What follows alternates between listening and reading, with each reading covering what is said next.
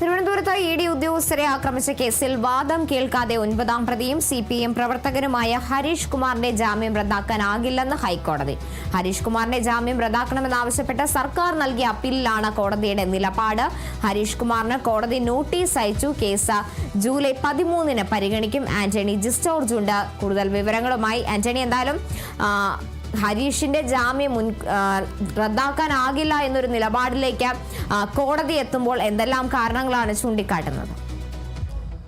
കോടതി ഇന്ന് ഈ സർക്കാർ നൽകിയ അപ്പീലാണ് പരിഗണിച്ചത്. അതിൽ പ്രധാനമായും കോടതി വ്യക്തമാക്കിയ കാര്യമെന്ന് പറയുന്നത് ഇക്കാര്യത്തിൽ വിശദമായ ഒരു വാദം കേൾക്കേണ്ടതുണ്ട്. പ്രതിക്ക് പറയാനുള്ള കാര്യവും കൂടി കേൾക്കേണ്ടതുണ്ട്. അതിനുശേഷം തീരുമാനമെടുക്കാമെന്നുള്ളതാണ് ഹൈക്കോടതി വ്യക്തമാക്കിയത്. അല്ലാതെ ജാമ്യം റദ്ദാക്കാനാകില്ല എന്നുള്ളതാണ് ഹൈക്കോടതി വ്യക്തമാക്കിയിരിക്കുന്നത്. ഇതിന്റെ അടിസ്ഥാനത്തിലാണ് ഹരീഷ് കുമാറിന് കോടതി നോട്ടീസ് അയച്ചിരിക്കുന്നത്. ഇതിന് ജൂലൈ 13-നായിരിക്കും ഈ കേസ് പരിഗണിക്കുക. അന്ന് ഈ ഹരീഷ് കുമാറിന്റെ ഭാഗം കൂടി കേൾക്കും.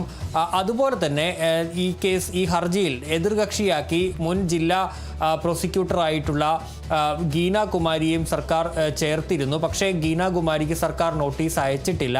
ഗീന കുമാരിയുടെ വീഴ്ചകളടക്കം സർക്കാർ ചൂണ്ടിക്കാണിച്ചെങ്കിലും വീഴ്ചകൾ സംഭവിച്ചിട്ടുണ്ടെങ്കിൽ നടപടിയാകാമെന്നുള്ളതാണ് ഹൈക്കോടതി പറഞ്ഞത്. ഏതായാലും ഗീന കുമാരിക്ക് നിലവിൽ നോട്ടീസ് അയച്ചിട്ടില്ല. ഇനിയിപ്പോൾ ഈ ഹരീഷ് കുമാറിന്റെ വാദം കൂടി കേട്ട ശേഷമായിരിക്കും അത്തരമൊരു തീരുമാനത്തിലേക്കൊക്കെ പോവുക. അതേസമയം സർക്കാരിനും പോലീസിനും രൂക്ഷമായ വിമർശനവും കോടതിയുടെ ഭാഗത്ത് നിന്ന് ഉണ്ടായി. 27 ദിവസം ഈ ഹരീഷ് കുമാർ പോലീസിന്റെ കസ്റ്റഡിയിലുണ്ടായിരുന്നു. എന്നിട്ടും എന്തുകൊണ്ട് കസ്റ്റഡി അപേക്ഷ നൽകിയില്ല എന്നതടക്കമുള്ള ചോദ്യങ്ങൾ പോലീസിനോട് കോടതി ചോദിക്കുകയും ചെയ്തു എന്നുള്ളതാണ്. ഏതായാലും ഇക്കാര്യത്തിൽ വിശദമായ വാദം 22-ന് കോടതി കേൾക്കും. അതിനുശേഷമായിരിക്കും ജാമ്യം റദ്ദാക്കണമോ വേണ്ടയോ ഇല്ലയോ എന്ന കാര്യത്തിൽ തീരുമാനമെടുക്കുക. നമുക്കറിയാവുന്ന പോലെ കഴിഞ്ഞ ദിവസമാണ് സർക്കാർ ഈ ഹൈക്കോടതിയിൽ അപ്പീൽ നൽകാൻ തീരുമാനിച്ചത്. ഈ കേസിലെ 9ാം പ്രതി, അതായത് ഹരീഷ് കുമാറിന് തിരുവനന്തപുരം ജില്ലാ പ്രിൻസിപ്പൽ സെഷൻസ് കോടതിയാണ് ജാമ്യം അനുവദിച്ചത്. ഇ ഡി ഉദ്യോഗസ്ഥരെ ആക്രമിച്ച കേസിൽ ജാമ്യം ലഭിച്ച ഏക പ്രതിയാണ് ഹരീഷ് കുമാർ. ഹരീഷ് കുമാറിന് ജാമ്യം ലഭിക്കുന്നതിലേക്ക് വഴിവെച്ചത് അന്ന് ജില്ലാ പബ്ലിക് പ്രോസിക്യൂട്ടറായിരുന്ന ഗീന കുമാരി ഈ ജാമ്യം നൽകുന്നതിനെ കോടതിയിൽ എതിർത്തിരുന്നില്ല. ജാമ്യം നൽകുന്നത് കൊണ്ട് പ്രശ്നമില്ല എന്നൊരു നിലപാടാണ് അവർ സ്വീകരിച്ചത്.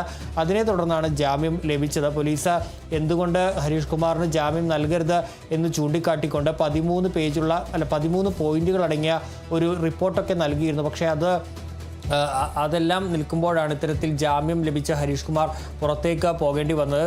കടകംപള്ളി സ്വദേശിയായ ഹരീഷ് കുമാർ CPIM-ന്റെ പ്രവർത്തകൻ കൂടിയാണ്. ഏതായാലും ഈ ജാമ്യം ലഭിച്ചതിന് പിന്നാലെ തന്നെ ഇന്നലെ ഗീനാകുമാരിയെ ജില്ലാ പബ്ലിക് പ്രോസിക്യൂട്ടർ സ്ഥാനത്ത് നിന്ന് മാറ്റിയിരുന്നു. കേസിൽ ഇപ്പോൾ ഒരു സ്പെഷ്യൽ പ്രോസിക്യൂട്ടറായി സന്തോഷ് കുമാറിനെ നിയമിക്കുകയും ചെയ്തിട്ടുണ്ട്. ഏതായാലും ED-യും കഴിഞ്ഞ ദിവസം ഹൈക്കോടതിയിൽ ഈ ജാമ്യം റദ്ദാക്കണമെന്ന് ആവശ്യപ്പെട്ട് അപ്പീൽ നൽകിയിരുന്നു. അതുപോലെ തന്നെ തിരുവനന്തപുരം ജില്ലാ പ്രിൻസിപ്പൽ സെഷൻസ് കോടതിയിൽ നടക്കുന്ന കേസിൽ ED കക്ഷി ചേരുകയും ചെയ്തിട്ടുണ്ട്. ഏതായാലും മറ്റു പ്രതികളുടെ ജാമ്യാപേക്ഷ കോടതിയുടെ പരിഗണനയിലാണ്. ഏതായാലും നിലവിൽ ഈ 9ാം പ്രതി ഹരീഷ് കുമാറിന്റെ ജാമ്യാപേക്ഷയിൽ അല്ലെങ്കിൽ ജാമ്യം റദ്ദാക്കണമെന്ന സർക്കാരിന്റെ ആവശ്യത്തിൽ ഇപ്പോൾ തീരുമാനമെടുക്കാൻ കഴിയില്ല.